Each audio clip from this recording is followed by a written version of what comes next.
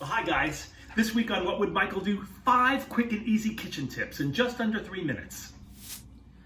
Tip number 1. If you're a recycler like I am, you use these trusty little plastic containers to store your leftovers. Well, if that leftover happens to be a pasta sauce, a spaghetti sauce, anything red, a leftover barbecued pulled pork. Who has leftover barbecued pulled pork?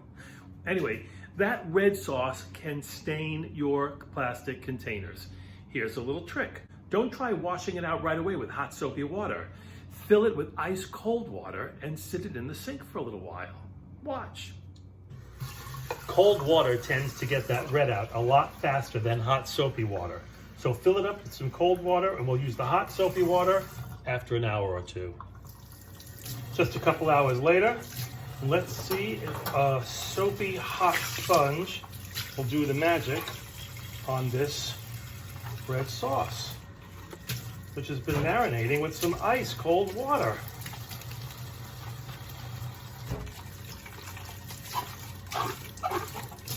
Clean as a whistle and clear as a bell. I had to blanch some broccoli rabe for a pasta dish, as you can see. But I'm not going to waste this beautiful dirty water. I mean, we're already washing our hands 1,000 times a day. Save it and use it to water your plants tomorrow.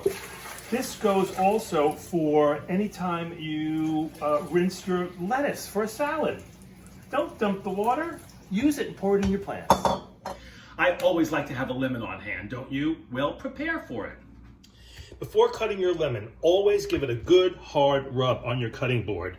That's the only way to assure you're going to get all of that wonderful juice inside released. I always cut my lemon in advance so that I have it ready.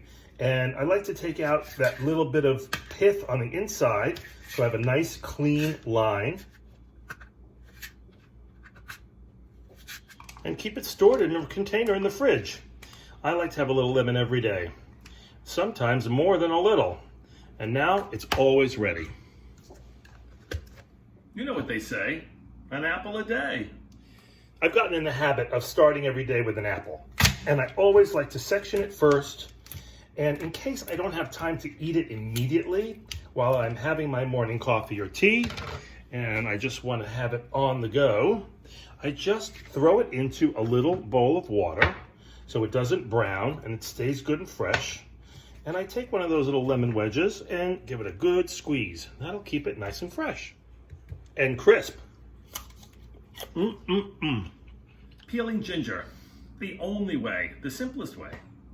First things first with the ginger is I can take off these little nubs that don't really have a lot of meat on them. And I always use a spoon to peel your ginger. Instead of a vegetable peeler, which takes away so much of the meat, this method allows you to keep as much of the meat of the ginger and not waste any of it in the peeler. It smells so good.